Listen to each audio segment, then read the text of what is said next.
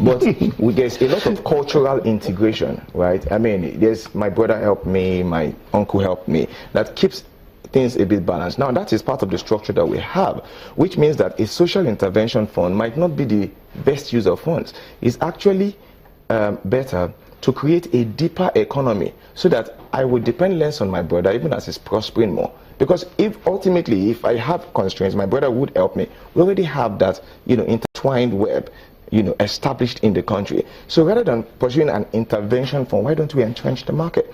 For example, there are a lot of funding schemes that have been put in place by the government. There's BOI, there's UWAIN from the previous administration. We are critically approached to the lack of structure in approach. Everything is just about quick review, giving money, and you expect instant success. It doesn't work like that. The first thing we need to do is to create the right structure. In any area that we wish to focus on, if it's agriculture, it should be clear and well communicated. We have an NYSC scheme that is largely underutilized. I mean, after the NYSC scheme, most people are going to teach doing everything. The Minister of Labor the other time was talking about they were employing them for 2 years for another teaching. As in, if you're interested, you can go 2 years. We're just trying to we need to remove economics, right? Take politics away from economics, and focus on the things that will work for the economy. If you're going to empower SMEs, for instance, my wife is Igbo, right? And I have a lot of friends who are Igbo. They have a wonderful they have a wonderful structure of apprenticeship, for instance, wherein you learn and they transfer skill on how to do business. Now, why can't we put a proper structure in that for the country? It's part of our culture already. We already do it. Why can't we make it a formal process and put administration in place to make that work for us? You will create jobs, you will support SMEs, you will grow the economy. Our consumption indexes are really big. The rest of the world is waiting for us to get our acts together. Because when we move from being a resource-based economy to actually become, services and product manufacturing economy, we're going to rule the world. And the rest of the world is waiting for us. Okay, if we don't benefit from the initial trust ourselves, right, and create avenues for self-sufficiency within our own system, alternative, people talk about raw materials being unavailable. We have alternatives for a lot of these things. Okay. We can grow the local economy. Okay, Mr. Chise. Can I respond to some of the things? I think that talking about the social structures we have, the way we support ourselves, traditionally, that will not do now. I mean, we're talking about a crisis. It's like a fire is on the roof, and you're trying to see how do I put out this fire. You're talking about, we have seen spend money, man. Spend money. We want to spend money and get ourselves out of this mess. That's what I'm saying. Spend money, man. Yes. So you see, you talked about politics and economics. Politics comes first. I'm telling you, because if you get your politics in order, everything will follow. If you have the right people in positions, other things will follow. I mean, okay. Mr. Chise, hold on. You said politics comes first. He said take politics out of the crisis. Yes, I'm saying you get your politics. If you have the right people in place politically. Yes. Politically, yes. Are they going to be thinking economically or are they going to be thinking politically? Yeah, because when you have the right people in place, I see people still referring to Konjiwala. If you go through the social trends, social media and so on, people are saying, look, bring back Konjiwala. That's what they see as a magic woman. Okay, I listen to the vice president. Vice president says, and I have sympathy for that you try and build institutions, not strong individuals. But what I'm saying, you have your political system, put your politics in place, put your structure in place.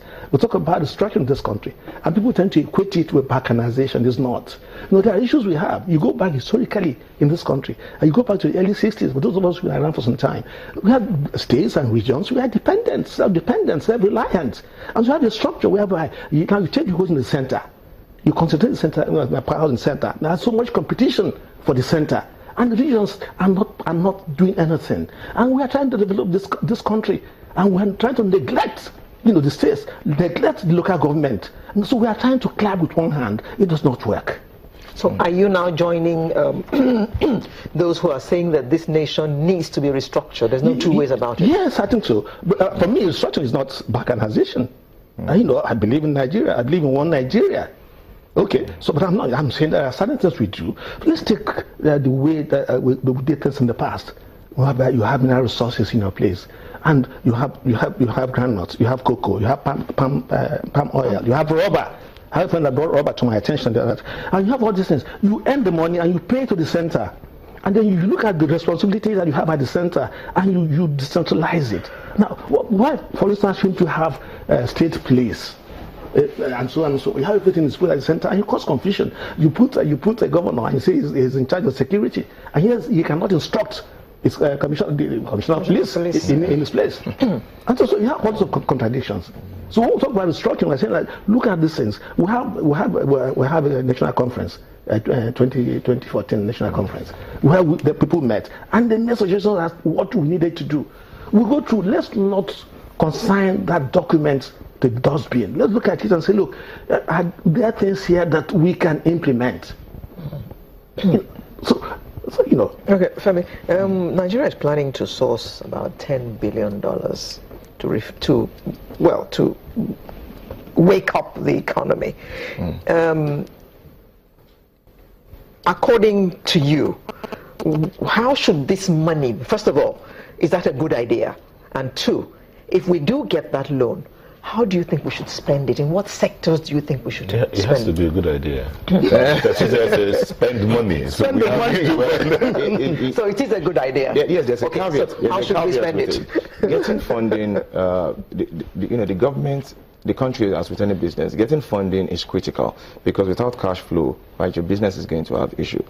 But remember, we mentioned fiscal responsibility. Those structures for accountability needs to be very clear and open to all. And that's part of the challenges we've always had as a country that has mitigated our ability to move forward. So getting the money is a good idea. In terms of how to properly invest, the funds that we accrue, then we need to understand that, identify key areas that we want change. Like I said, there's usually this broad approach to solving problems in this country, and you spread your resources so thin that you are not excellent at anything. And that is yes. So it's a problem. If we're going to focus on agriculture, then let's focus on agriculture.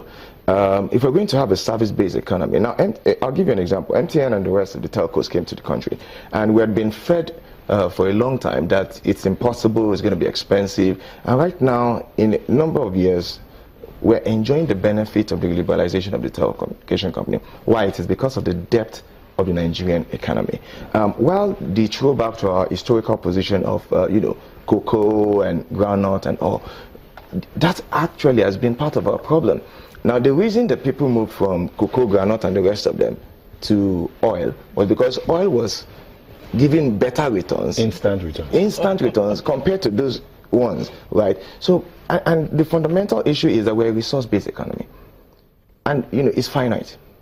At some point, it's just going to run out. The demand is external of you. So we need to move more from, we need to move more from a resource-based economy and actually talk about producing and exporting finished products, not raw materials, finished product, because you will always be at the mercy of wherever we're going to recall the value added from. We need to wind down. So, Mr. Chizia, you're winding us down. Let's the way forward. I think that we're a resource-based economy. We can't do anything about it. We can add value. That's the reality. That's a fact on ground. Borrowing. As stand borrowing, look at the budget. We have borrowing, the quantum of money that we need to borrow. It's in the budget. So we're not borrowing. It's not just trying to borrow just like that. So we need to borrow. But what I need to say to us is that we need to look at things like, for instance, I look at the emergency powers that the president is asking for, and I see something like Education Trust Fund. I have funds everywhere that funds are trapped. And these funds are trapped and they are being utilized. So the president says, look, I need powers to say, reduce this from, say, counterpart funding from 50% to 20% so that we can get this money out. We need to look at, we're talking about interest rates, look at what central bank is doing in terms of, you look at the anchor borrowing program, so they went to KB and so on. So the people have been giving money to the agriculture at 9%. Now, central bank is doing that, and central bank is not being applauded. So I think that that's the way to go. So you cannot reduce interest rates by it can't go, interest rates cannot go below the rate of inflation.